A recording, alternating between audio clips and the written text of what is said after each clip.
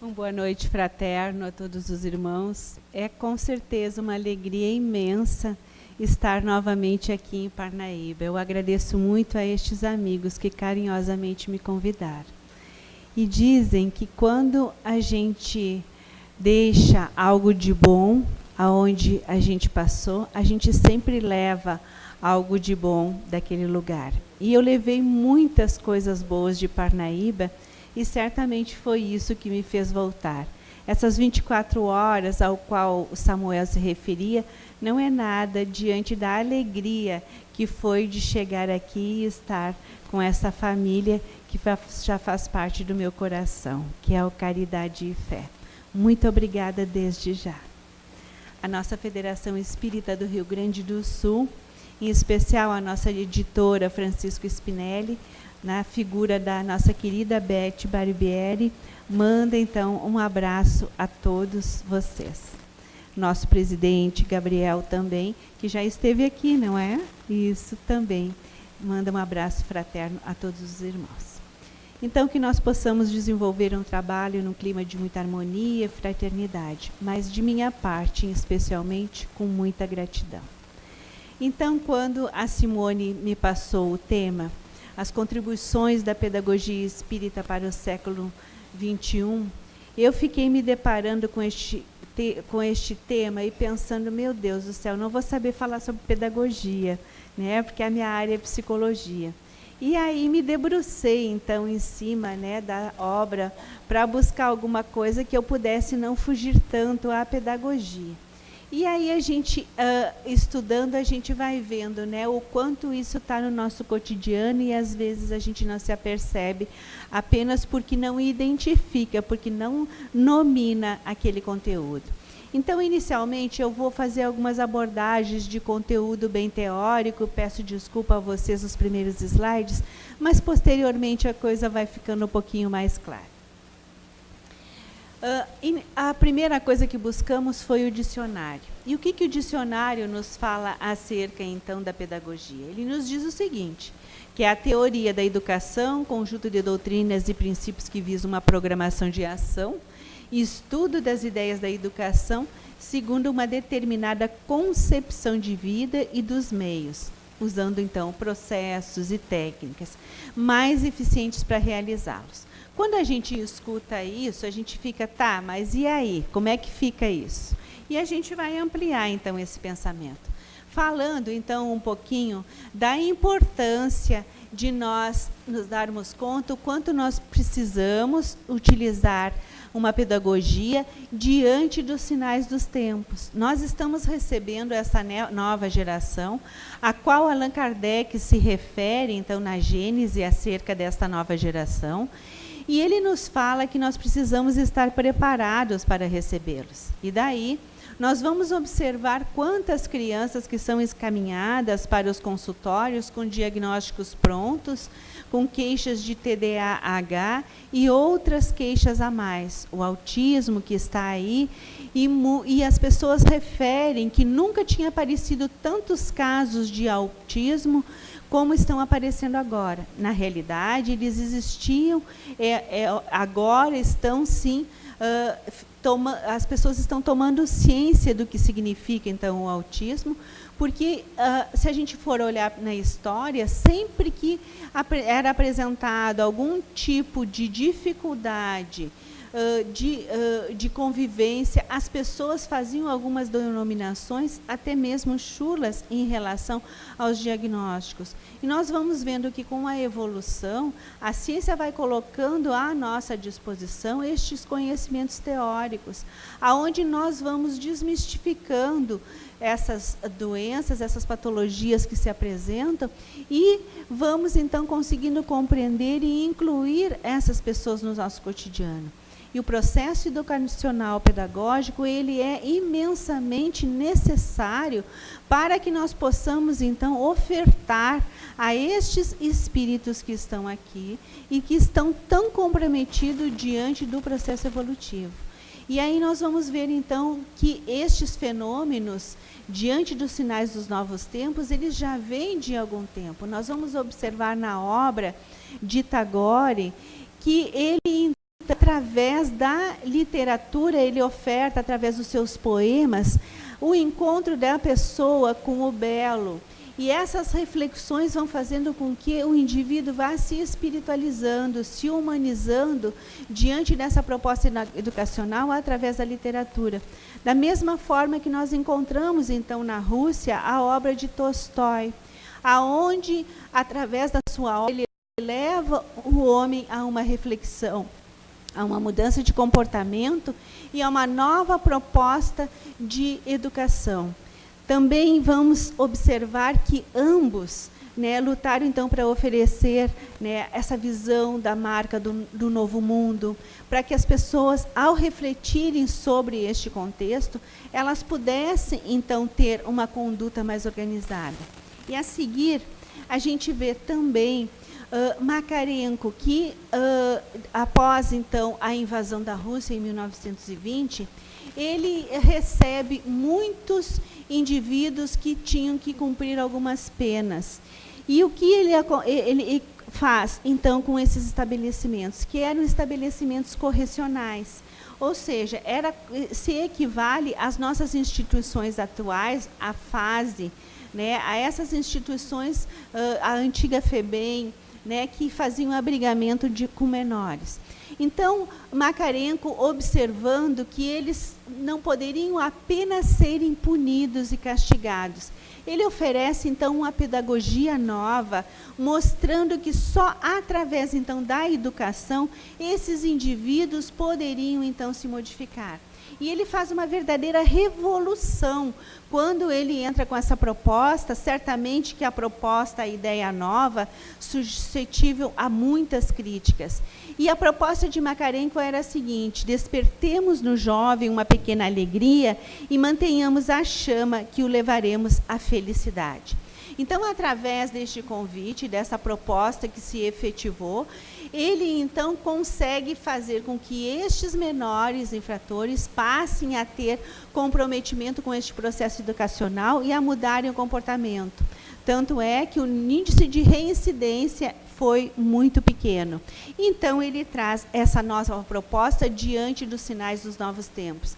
E a gente vai vendo que isso aconteceu neste período, em torno de 1920 e posterior, e a gente ainda observa que essa conduta punitiva, nos dias de hoje, nós ainda encontramos no nosso, nas nossas instituições carcerárias, que é a condição, então, de punição. Mas apenas pune e não faz nenhum movimento pedagógico de transformação moral ao ser.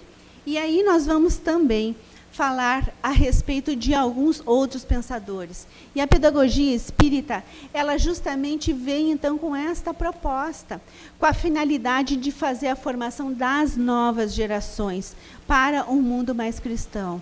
Não basta você ter um conteúdo teórico, se este conteúdo teórico ele não tem o poder de transformação da criatura.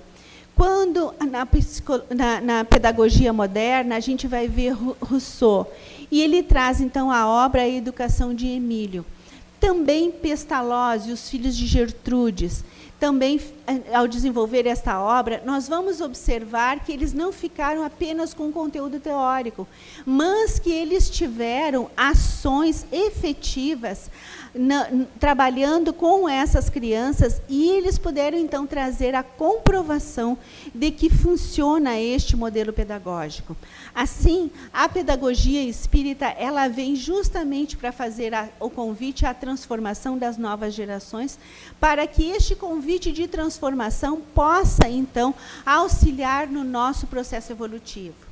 Nós sabemos que a Terra é um mundo ainda de provas e expiações, e que ainda existe a prevalência do mal, mas que ele passa, então, por um processo de transformação, e ao passar por esse processo de transformação, passando para um mundo de regeneração, há necessidade que as criaturas que estão aqui habitando possam, então, se modificar. E a pedagogia espírita vem justamente fazer este convite ao indivíduo para que compreenda qual o verdadeiro objetivo da vida. entendendo que este espírito imortal que está aqui reencarnado, ele cumpre então com seu objetivo evolutivo. Daí a necessidade, então, de nós entendermos quais os fundamentos, então, da pedagogia espírita. Quando líamos a referência, então, no dicionário, nós, então, grifamos essa parte, segundo uma determinada concepção de vida. O Espiritismo, então, nos dá esta concepção de vida, diferente, então, das concepções católicas e de outras religiões, nos fazendo o convite para visualizarmos a questão do espírito imortal. E é através, então, dos princípios básicos da doutrina espírita que nós vamos tendo esta mudança de perspectiva. Então, a perspectiva espírita da educação nos apresenta, então, dois aspectos que são fundamentais. Quais são eles? É o processo de integração das novas gerações na sociedade e na cultura do tempo, que equivale a dizer o seguinte: essa integração da nova geração. Quando esta geração chega aqui e se depara, então, com uma sociedade que ainda, de acordo com as necessidades dessa nova geração, ainda é impiedosa e injusta, eles entram em choque e questionam o que está acontecendo no mundo de hoje. E nós, infelizmente, ainda não estamos preparados para lidarmos com essa nova geração. Muitos chamam essa nova geração de crianças índigo. E erroneamente tem uma interpretação de que essas crianças, elas são crianças prontas. Elas são crianças que vieram para o mundo para melhorá-lo e vieram de certa forma, mas se forem elas direcionadas, para os valores de educação, valores claros, valores que as humanizem, valores que as espiritualizem. Porque elas têm, sim, uma grande contribuição, essa geração nova. Mas há necessidade, então, de desenvolvermos a moralidade, desenvolvermos o conhecimento do espírito, então, imortal. Então, cabe à doutrina espírita, através da sua pedagogia, esclarecer e oportunizar ao ser reencarnante este conhecimento, que vai fazer com que ele entre em choque com aquilo que está aqui na atualidade. Mas, através dos trabalhos de evangelização espírita, dos estudos dentro da casa, nós vamos, então, conseguindo fazer com que estes compreendam os princípios básicos da doutrina, que de imediato nós estaremos abordando. E a segunda questão que nós temos que ter como clareza e perspectiva é o processo de desenvolvimento, então, das potencialidades do ser na existência, com vistas ao ser, né, imortal, como já falamos, a esse destino transcendente. O que estamos fazendo aqui? Da onde eu vim? O que eu estou fazendo aqui e para onde eu vou? Quando nós temos esta compreensão, nós passamos, então, a nos comportar diante da vida e das exigências de forma mais comprometida e responsável, porque há necessidade de nós termos comprometimento diante da vida.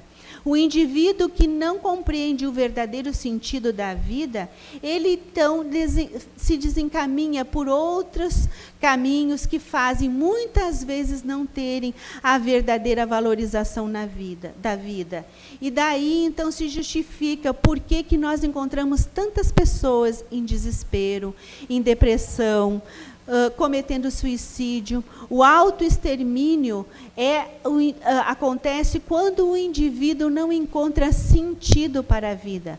Porque aquele indivíduo que compreendeu o que ele está fazendo aqui e que existe um objetivo para a sua existência, ele passa, então, a ter uma ação mais eficaz diante da vida. E assim, nós vamos ver, então, Kardec nos chamando a atenção, que nós podemos reformar o homem e o mundo a partir deste processo educacional. Então, que educação é que nós estamos ofertando para as nossas crianças, para os nossos filhos, para os nossos evangelizandos, para os netos, para aqueles alunos em sala de aula? O que nós estamos oferecendo para eles, que eles estão tão envolvidos apenas com a tecnologia e não mais encontramos crianças brincando e correndo nos pátios, subindo em árvores e se relacionando uns com os outros. Qual é a educação? Muitas vezes nós encontramos pais e educadores apenas entregando o tablet para a criança e aquele tablet fica à disposição da criança por muitas e muitas horas. E essa criança não interage, ela não convive. E na neurologia, nós acreditamos que aquele indivíduo que se relaciona em mais de um grupo, ele consegue, ao se relacionar com pessoas de mais grupos, que não têm um único pensamento, ou seja, eu participo no grupo espírita, eu participo no grupo da sociedade, na escola, no grupo familiar, e cada vez que eu convivo com estes grupos, eu sou obrigada a conviver com pessoas que não pensam da mesma forma que eu, que não têm os mesmos objetivos. No momento que eu sou convidado a ter essas experiências, eu tenho sinapses. E as sinapses me proporcionam a ter um desenvolvimento mental e emocional mais equilibrado, porque eu vou receber vários nãos de pessoas que pensam contrários a mim. E neste momento que eu sou obrigado a compreender que existem pessoas diferentes e que eu preciso aprender a respeitá-las, eu estou crescendo e amadurecendo. Pensemos então nas nossas crianças que não interagem mais, que só se comunicam então com a tecnologia. Aonde que está havendo sinapses e aprendizagem? Então, daí justifica o porquê que muitas vezes as crianças têm preguiça de fazerem as coisas, preguiça de atenderem os pais, porque elas estão acostumadas naquela situação de ficarem sentadas no sofá a manhã inteira, no computador, ou no tablet, ou no celular. E nós questionamos, né, o porquê que as crianças estão assim. Mas será que se essa criança tivesse horário, organização, se ela tivesse um regramento sobre o uso da tecnologia, ela seria, então, tão preguiçosa ou tão acomodada só neste brinquedo virtual? Então, daí cabe a nós, que temos o conhecimento da pedagogia espírita, de ofertarmos algo diferente, convidando a essas crianças para interagirem através, então, das evangelizações de infância e também, enquanto pais e educadores, proporcionar atividades que façam essas crianças, então, terem interação com os outros. Porque o sociopata, ele nasce justamente dessa dificuldade de interação. Então, quando nós conseguimos perceber que a criança não está vivendo um mundo que é só seu, em que ela não consegue respeitar o outro, em que a sua necessidade é única e que as suas emoções giram em torno do próprio umbigo, nós já estamos tendo a oportunidade de perceber que ali há necessidade de uma educação mais efetiva, para que este ser, posteriormente, não venha, assim, a se tornar alguém que não saiba conviver em sociedade. Então, é necessário, sim, que nós proporcionemos educação para que nós possamos, então, reformar o mundo, como disse Kardec. Arrancar o homem da animalidade e conduzi-lo à humanização. Nós só arrancamos as pessoas da animalidade quando nós oferecermos algo de novo.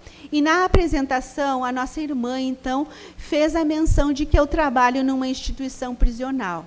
E vocês vejam como eu devo de ser um espírito de luz, bom e amoroso, ao ponto de a espiritualidade ter me botado lá naquele lugar. Eu não sou nem um pouquinho endividada, vocês vejam só, né? Porque me deram uma coisa bem fácil de fazer, de desenvolver. Então, daí o meu comprometimento. Certamente não foi por acaso que eu parei nessa instituição.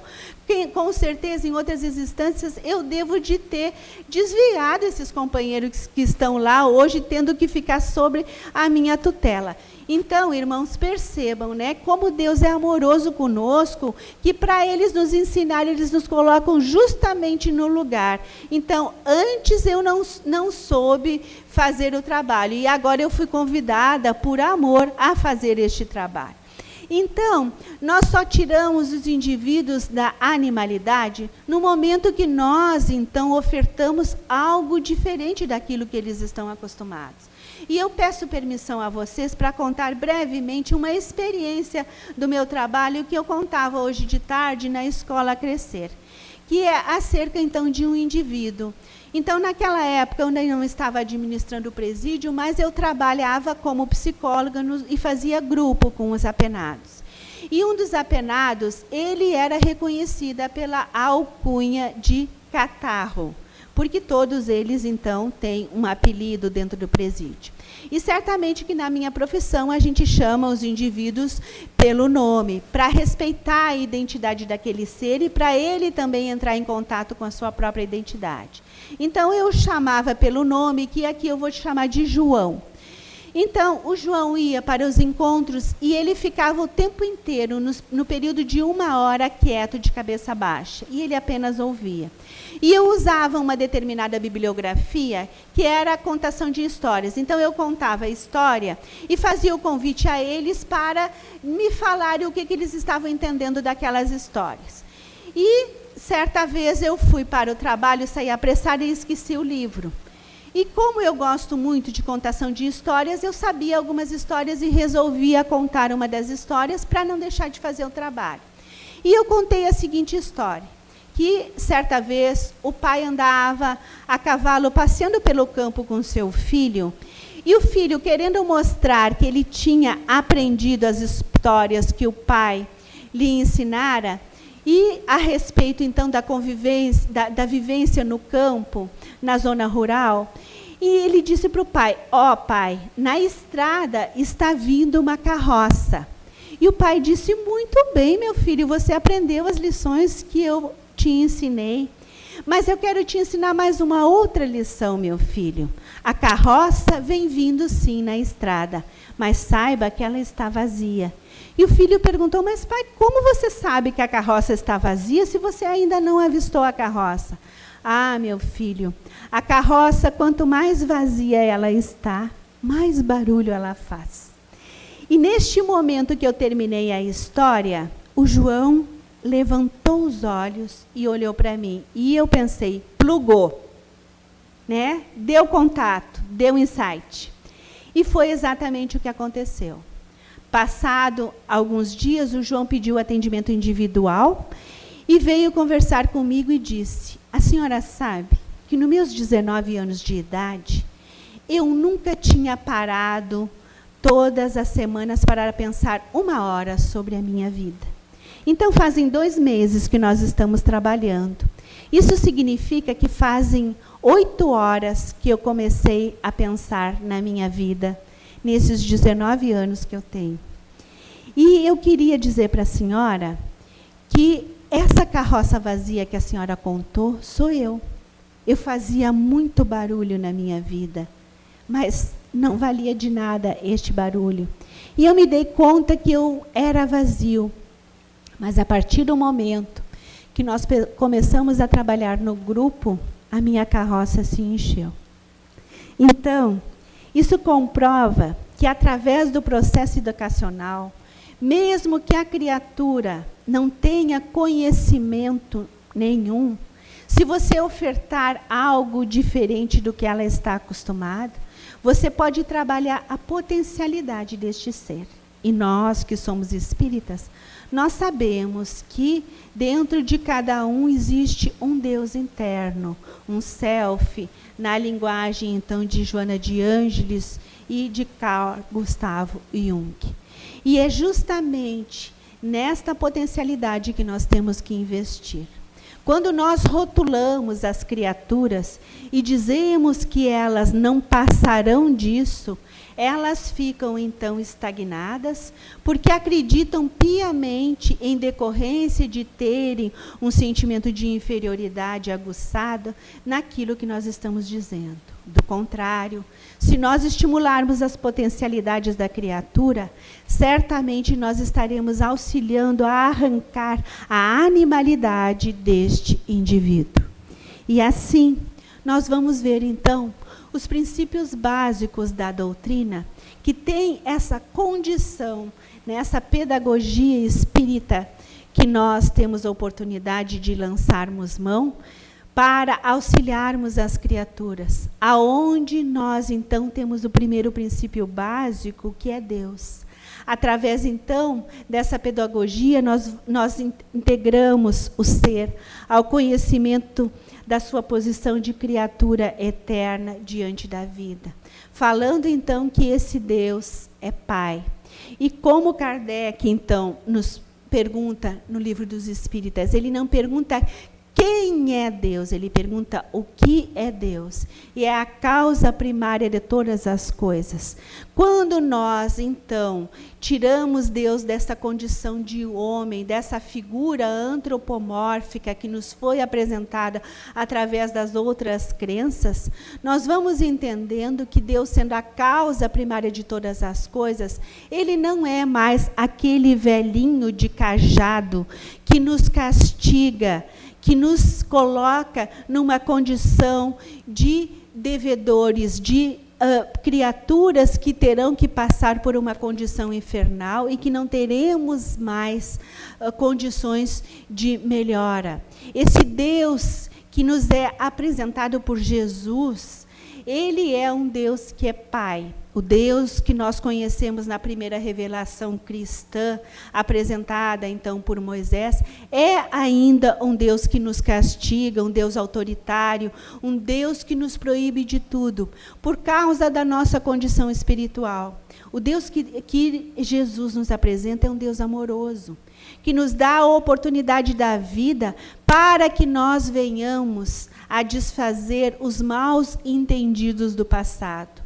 Ele é Pai, bom, justo, amoroso e nos oportuniza, então, a vida como possibilidade de acerto. Então, por isso, o segundo princípio é a imortalidade da alma. E a pedagogia espírita, ela suprime as nossas preocupações, então, do medo da morte. A doutrina espírita, ela vem e nos diz que a morte não existe, que nós somos espíritos, que nós estamos aqui para aprendizado através, então, da reencarnação, que nos mostra, então, claramente a justiça de Deus. Então, a pedagogia espírita nos fala sobre a reencarnação e revela o princípio, então, que determina o porquê da dor, o sentido da vida, né? Por que passamos, então, por tantas dificuldades? Por que das diferenças sociais? O porquê, então, que algumas pessoas vêm numa condição que, teoricamente, parece mais favorável do que a outra? As diferenças entre as pessoas.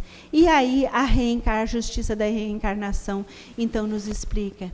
Então, quando nós estamos de posse desse conhecimento, o nosso processo educacional e de compreensão, ele se amplia. E, em se ampliando, possibilita a criatura sair da condição de vítima. Nós paramos, então, de nos queixarmos para Deus, que nós estamos muito sofridos e que estamos numa condição de injustiça.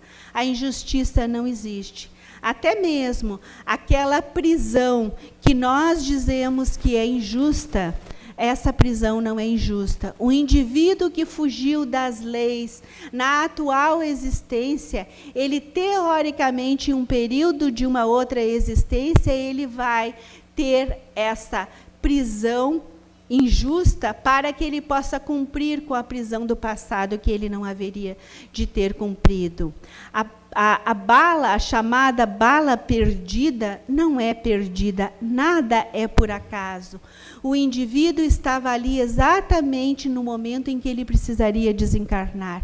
Então, houve a chamada bala perdida, mas não houve acaso a essa circunstância. Então, nós precisamos compreender que a reencarnação nos deixa claro que nós não estamos aqui a passeio, que nós não estamos aqui apenas para viver a materialidade da vida, mas que nós estamos aqui porque existe, sim, um objetivo para nós estarmos no lugar que nós estamos e também com as pessoas que nós devemos estar. Então, aquele indivíduo que diz assim: puxa vida, eu estou no meio de pessoas que não me compreendem. Eu tenho filhos que não conseguem compreender o que eu quero dizer. O meu parceiro, a minha parceira, não me compreende. Como que eu posso ter escolhido uma situação dessas? Existe, me parece, uma ressalva que é em relação à sogra, gente. Que parece que a sogra não tem muito essa, assim, eu escolhi. A sogra vem de presente para a gente. Então, a gente tem que amar a sogra mesmo, né? E aí, olha, eu juro para vocês que não foi o Samuel que me encomendou essa fala. Tá?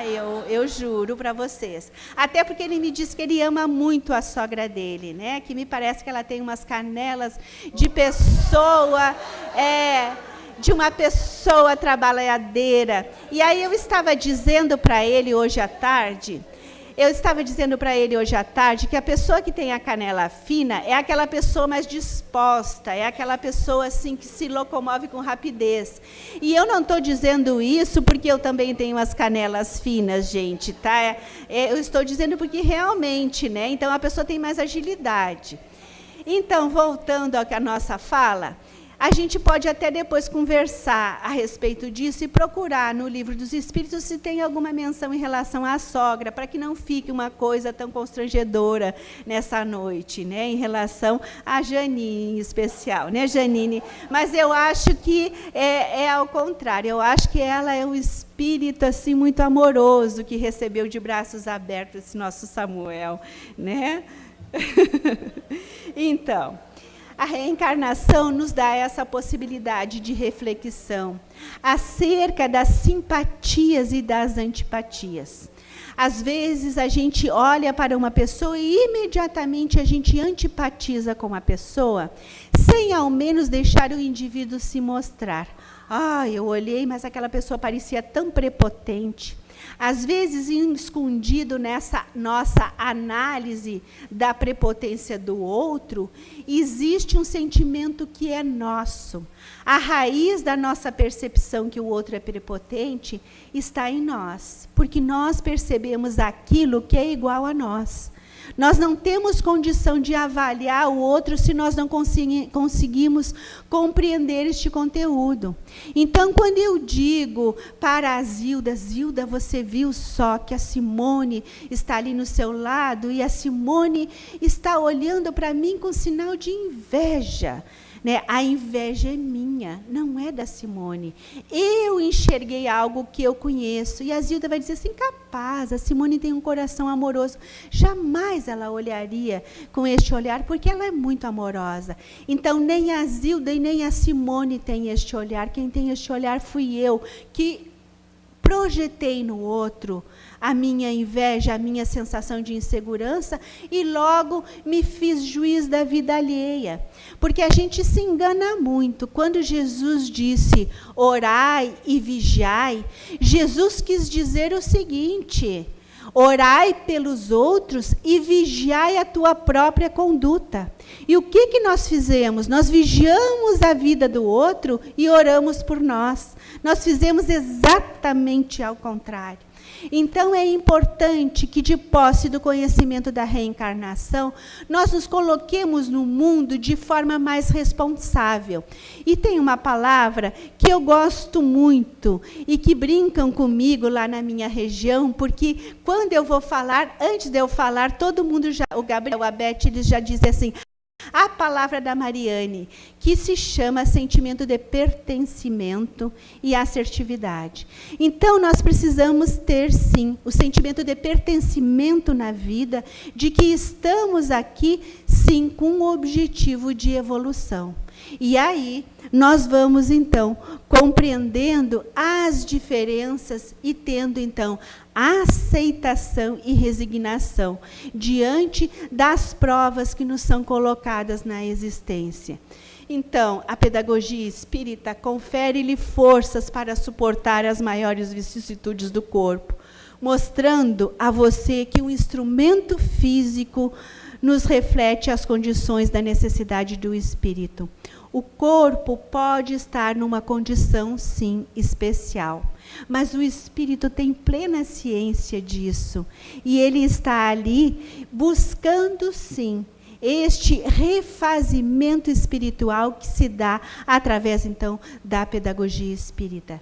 Mostrar para esse indivíduo que o corpo está nessa condição, mas que ele consegue manter o aprendizado, que em desprendimento, muitas vezes, eles estão junto conosco na espiritualidade e nos colocam que, embora estejam numa situação onde o corpo não tenha toda essa facilidade, mas que eles se encontram em processo de aprendizado.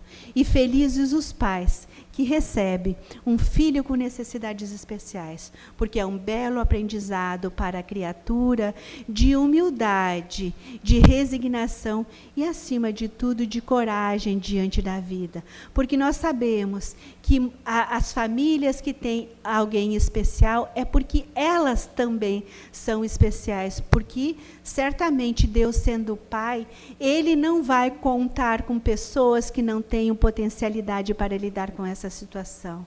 Com certeza, os cargos nos exércitos são dados aos generais justamente pela sua grande capacidade e competência. E os pais que têm uma criança com necessidade especial são esses generais de Deus, convidados a darem o testemunho, mas com a certeza e a confiança que Deus tem neles, de que eles vão saber, então, levar ao processo evolutivo este ser. Na nossa casa espírita, nós temos um senhor, porque ele agora já é um senhor de idade, com esquizofrenia. E, segundo a ciência materialista, o esquizofrênico, ele vai ser aquele indivíduo que vai ser exatamente da mesma forma com que ele chegou, ele vai sair da existência. E, graças a Deus, nós somos espíritas e não visualizamos a situação da mesma forma. Eu vou dar o nome dele de João. Vocês vão dizer que lá no Rio Grande do Sul só tem João, mas é que eu estou trocando os nomes, e o João é o mais fácil. Então, o João, ele acompanha o seu cunhado e a sua irmã na casa espírita. Ele é trabalhador da casa espírita, e a irmã não, é só frequentadora. Mas eles vão terças à tarde e sextas à noite. E certa vez, o cunhado do João, que é esse trabalhador da casa, ele ficou doente. Então, ele ficou 15 dias de cama. E a gente sabe que a condição de esquizofrenia, eles têm dificuldade de entrar em relação e conseguir conviver com pessoas que eles não conhecem. Então, pessoas estranhas, eles realmente não conseguem ter a segurança de estarem com estas.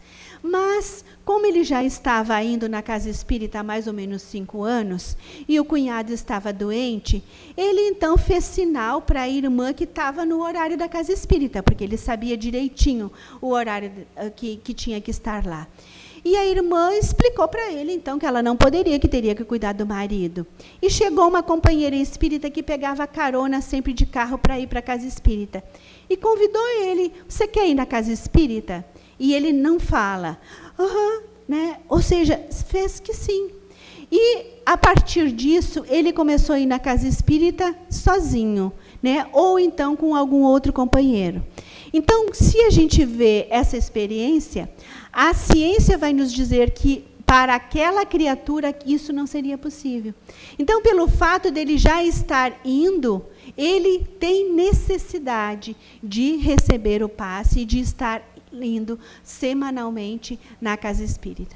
Então, a gente vai vendo que esse processo pedagógico acontece, sim, até mesmo naqueles que a ciência nos diz que não poderia acontecer.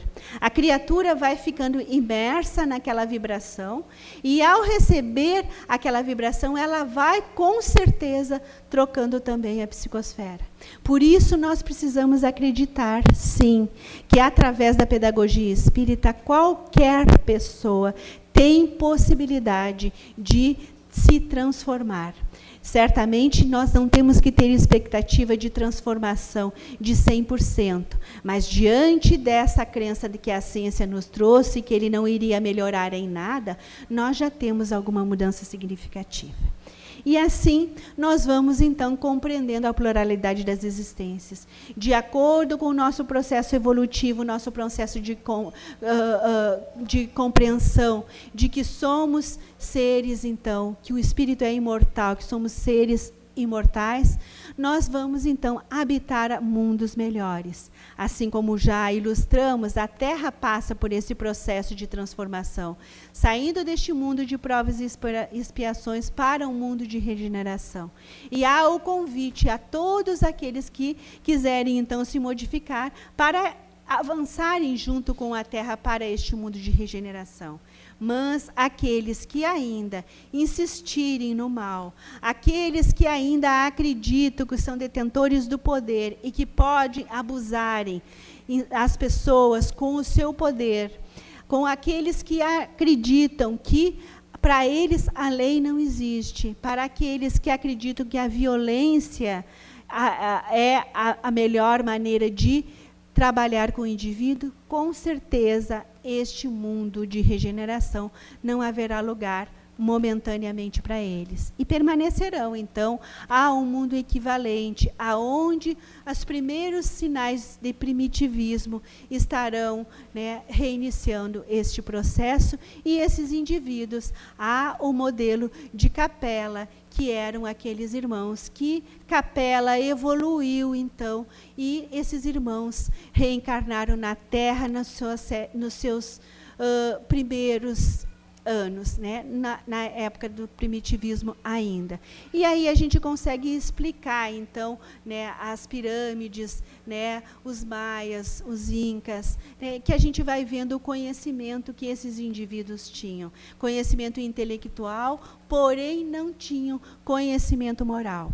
E aí que nós precisamos compreender que não basta que nós tenhamos o conhecimento intelectual, o chamado QI, que Daniel Goleman, na obra com o mesmo nome, Inteligência Emocional, nos ofertou, então, na década de 80, falando que inteligente não é aquele que tem o maior quociente de inteligência, mas é aquele que tem o quociente emocional. Não basta você saber, se você não sabe utilizar o seu saber.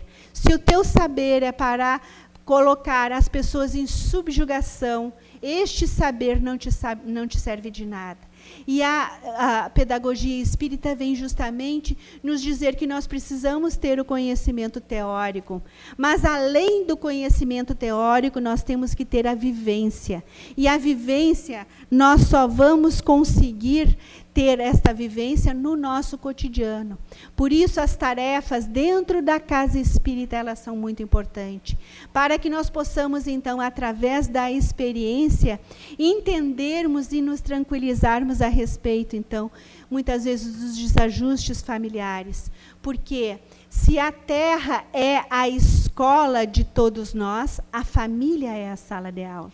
E é na sala de aula que nós temos os maiores desafios. Então, aquele parente difícil não é castigo de Deus. Não é que nós estávamos dormindo no momento da escolha, ou até mesmo, quem sabe, fazendo uso de alguma substância psicoativa que não nos permitiu que nós tivéssemos clareza na hora da escolha, quando nós estávamos lá no planejamento reencarnatório, combinando, então, a nossa futura existência. Mas, certamente, não há erros, não há equívocos. Estamos mesmo no lugar que deveríamos estar. E com estes espíritos, aonde nós teremos a oportunidade da reconciliação. O filho difícil precisa de amor. o parente que lhe agride, este precisa então de aprendizado. Mas não é o aprendizado teórico, é o aprendizado através do nosso exemplo, da nossa atitude.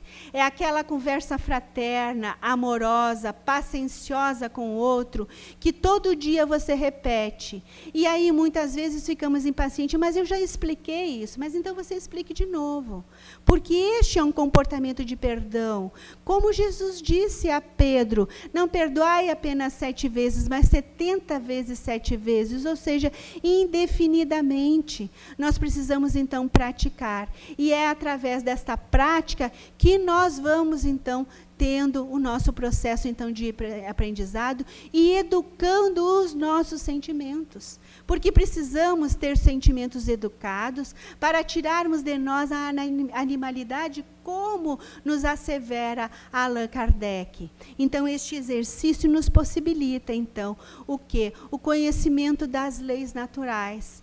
E a gente tem o costume de dizer, mas eu não sabia. Nós sabíamos sim, porque as leis naturais estão na consciência. Todos nós que infringimos alguma lei, nós ficamos com um aperto no coração. Este aperto no coração é a lei de Deus que nós estamos infringindo. Eu não tive a intenção. Sim, às vezes a gente não tem a intenção. Mas quando a gente não tem a intenção, a gente vai lá e pede desculpa para o companheiro. E aí nós estamos exercendo, então, o conhecimento dessa lei. Porque quando nós vamos deitar, e até mesmo o travesseiro nos diz palavrões, é justamente naquele momento que nós temos que refletir.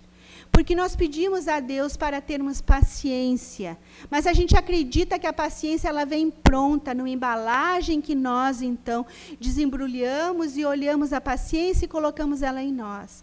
Mas não, a paciência, ela começa quando nós exercitamos dentro do nosso lar. A paciência é quando nós somos desafiados, principalmente pelos nossos amores, a termos uma atitude mais assertiva, uma atitude amorosa. Quando... Com licença.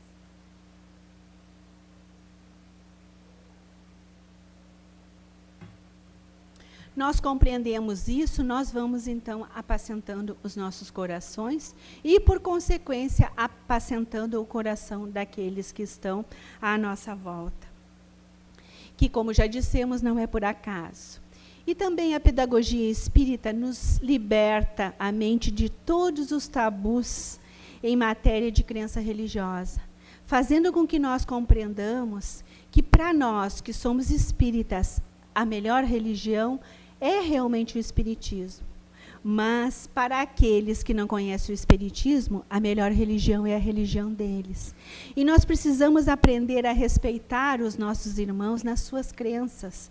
Porque toda a religião, ela leva a criatura a se religar com Deus. Então, se para aquele irmão que está no nosso trabalho ou na nossa casa, ele tem uma outra crença, mas ele é feliz com aquela crença, é dever nosso, é dever cristão respeitarmos a crença do nosso semelhante. Porque se nós fizermos a pergunta, qual é a religião de Deus? A religião de Deus é o amor. Então, toda criatura que na sua crença, ela consegue respeitar e amar o seu semelhante, ela certamente deve de exercer a sua crença de forma amorosa e respeitosa com o seu semelhante. E assim, nós vamos vendo, então, que a pedagogia espírita, ela vem e nos tira de determinados comportamentos arcaicos e nos coloca diante de uma realidade que pode ser através da comprovação, então, de que esses espíritos que nos antecederam na espiritualidade, eles realmente existem. E através da comunicabilidade dos espíritos, nós vamos, então, tendo essa confirmação da ciência espírita. E a mediunidade, ela vem como um instrumento de evolução. E, às vezes, os médiuns, muito vaidosos, dizem assim, eu tenho uma mediunidade maravilhosa, eu vejo, eu psicografo, eu faço isso, eu faço aquilo. E o médium, então, não se deu conta que, como dizem os jovens, né, ele não é o bambambam. Na realidade, reencarnarmos como médiuns diz o seguinte, equivale a dizer que nós falhamos no passado, que nós tivemos que repetir de ano, justamente porque somos comprometidos. E a mediunidade nos é ofertada por Deus como uma possibilidade de acerto, para que nós trabalhemos com alegria, mas principalmente com disciplina. Porque não é porque você tem mediunidade que você precisa andar alardeando por aí e falando, então, olha, o seu parente está aqui, né? Tem um espírito na tua volta. E as pessoas, às vezes, que não têm, que recém estão chegando na casa espírita, ficam amedrontadas com essa presença dos espíritos. Para quem já é espírita, essa linguagem é muito natural, mas para quem não tem conhecimento, talvez possa ser assustador. Então, é um convite para que o médium exerça a sua mediunidade com muita responsabilidade e se utilizando, então, da pedagogia espírita para educar-se, sabendo que não é nem motivo de alarde, mas sim um processo reeducacional da criatura que recebeu, então, como possibilidade de transformação moral. E assim, nós vamos vendo, então, que se pressupõe que essa mudança seja, então, a chamada reforma íntima, que, através, então, da pedagogia espírita, ela lhe traça uma providência ao combate, então, dos comportamentos equivocados e, por consequência, então, cura a obsessão. Porque quando nós nos comportamos de maneira equivocada, quando nós nos intitulamos juízes da vida alheia, quando nós acreditamos que só a nossa maneira de funcionar é a certa, nós entramos, então, num processo de obsessão. Porque os espíritos influenciam na nossa vida muito mais do que nós podemos imaginar. É essa a resposta que os espíritos dão a Allan Kardec sobre a influência dos espíritos, de tal forma que muitas vezes eles nos comandam. Então, nós precisamos entender que nós não somos as chamadas vaquinha de presépio. A vaquinha de presépio, ela passa todo o período natalino sacudindo a cabeça, concordando. E quando nós nos comportamos como vaquinha de presépio, nós estamos aceitando que qualquer tipo de intuição, de informação, seja ela de onde venha, nós acatamos como verdades absolutas. Nós incorremos em erro quando nós gostamos muito de uma pessoa e daqui a pouco a gente começa a olhar para aquela pessoa de maneira equivocada. Ou seja, passamos a duvidar do amor desta pessoa. Quando isso acontecer é porque nós estamos sofrendo influência espiritual. E podemos estar obsediados, porque acatamos, então, uma ideia que não faz sentido para a nossa realidade do cotidiano.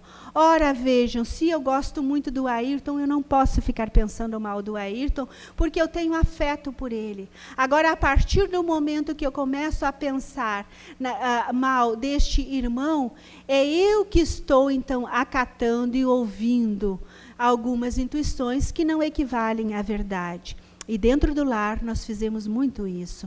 Duvidamos dos nossos cônjuges, duvidamos dos nossos filhos. Não que os filhos não mintam, que eles não enganem. Muitas vezes, pela imaturidade, eles têm comportamentos equivocados. Mas aí cabe ao pai, à mãe, que são educadores, mostrar o comportamento equivocado.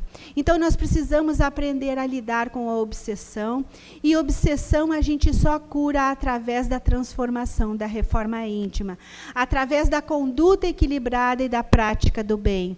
Quando nós mudamos a nossa psicosfera, pensando positivamente, harmonicamente, deixando de julgar as criaturas, nós não caímos mais em obsessão.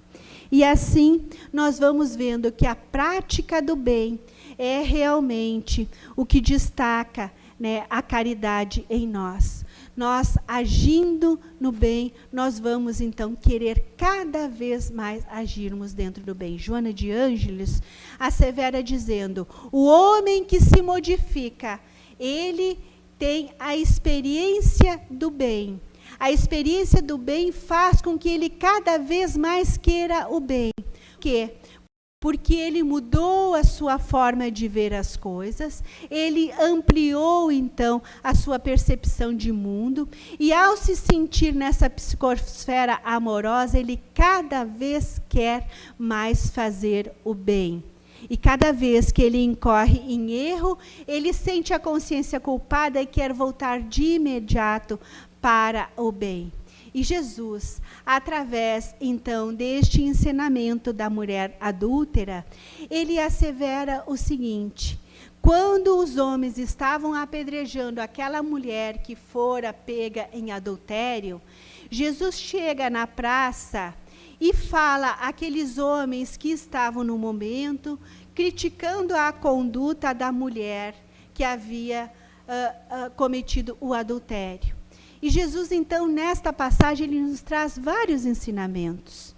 E um deles, ele é na sua fala, que ele diz que aquele que não cometeu pecados, que atire a primeira pedra. E vejam, vão saindo dos mais velhos aos mais novos, até não ficar ninguém.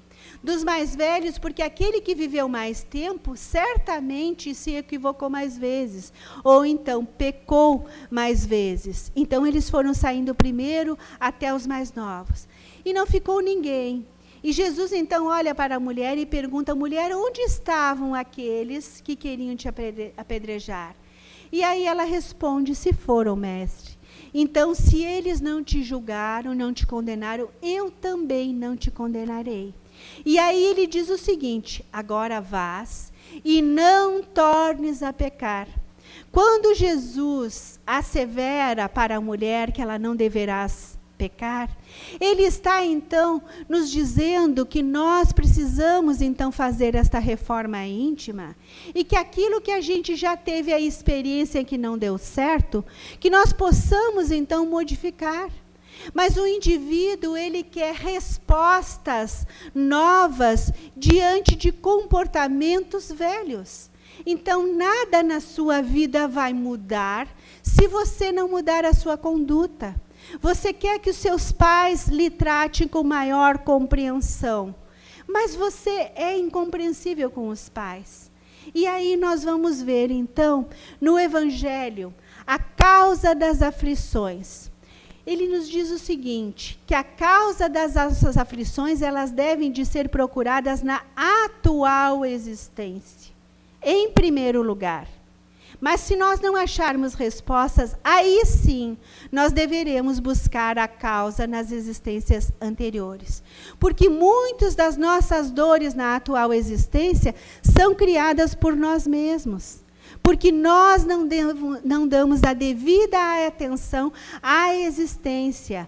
Aquele filho que vira as costas aos pais na idade adulta e que deixa muitas vezes o pai internado numa instituição para idosos, foi o filho que não recebeu nem limites e nem amor.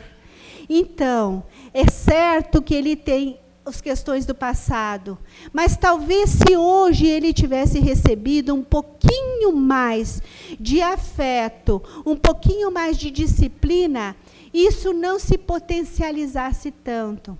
A criança que não recebe limite agora, ela vai dar dor de cabeça para os pais, sim. Porque ela não teve limite, ela não aprendeu a respeitar as regras. E nós temos que ter consciência que o único motivo de nós estarmos novamente aqui no plano físico reencarnados é porque nós também fomos aqueles filhos diante de Deus indisciplinados. Nós não tivemos limite, porque nós infringimos as leis naturais.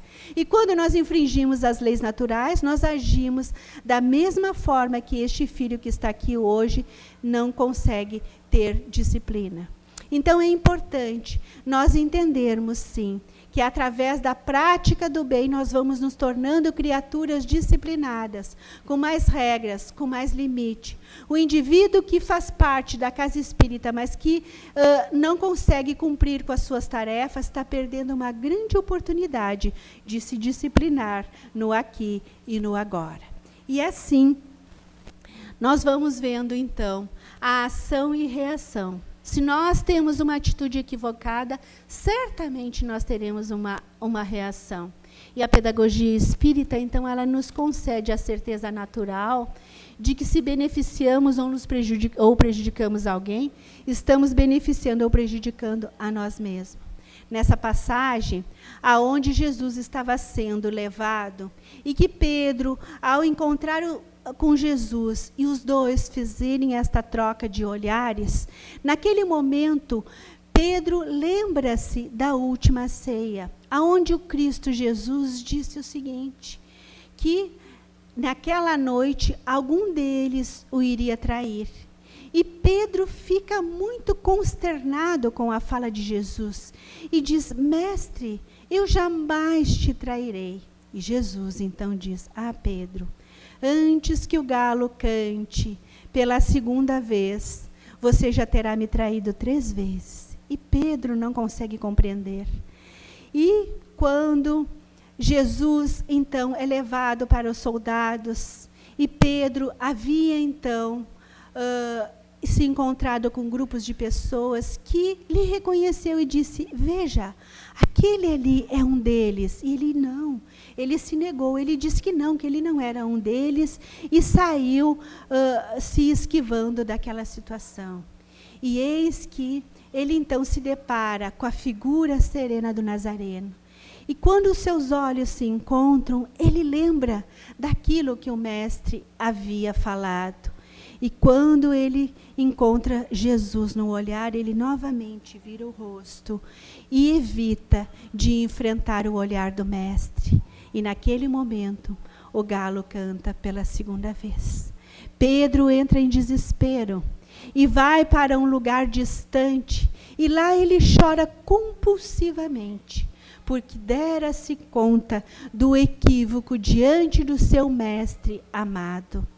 E ele então percebe em espírito a figura do Nazareno, que vem e consola Pedro naquele momento de desespero. E diz para Pedro: Pedro, os homens são muito mais frágeis do que perversos. E todos nós que estamos aqui no mundo físico, somos muito frágeis diante das dificuldades quando nós não compreendemos a pedagogia espírita, que nos convida para que nós nos transformemos, que nos convida para que nós nos disciplinemos, usemos o nosso livre-arbítrio, porque a vida é feita de escolhas. É necessário que façamos escolhas mais ajustadas, mais equilibradas, respeitando, então, a nossa existência e a oportunidade que o nosso mestre nos oportuniza através, então, do Evangelho, do conhecimento que nós temos. E aí nós vamos vendo que ele nos ensina a disciplina. Vai e não tornes mais a pecar. Ele ensina você a considerar, então, os adversários como instrutores. E Bartimeu era um cego, que tinha como adversária a cegueira física, que lhe fizera, então, passar a existência sem visualizar as coisas material. Mas que no momento que ele encontra com o mestre, ele consegue, então, ter a verdadeira percepção. E todos nós somos que nem Bartimeu, somos cegos diante da existência quando nós não compreendemos, então, a pedagogia espírita, que nada mais é do que a pedagogia de Jesus. Por isso, nós precisamos, então, fortalecermos a nossa fé. Há modelo, então, de Bartimeu, que tinha certeza que naquele momento em que ele chamava Jesus, filho de Davi, tende misericórdia de mim. Quando ele dizia isso, ele tinha a verdadeira fé. Quando ele buscou Jesus para que ele pudesse, então, ver a luz. E naquele momento ele sim conseguiu ver a verdadeira luz da imortalidade da alma e compreendeu o sentido da sua vida.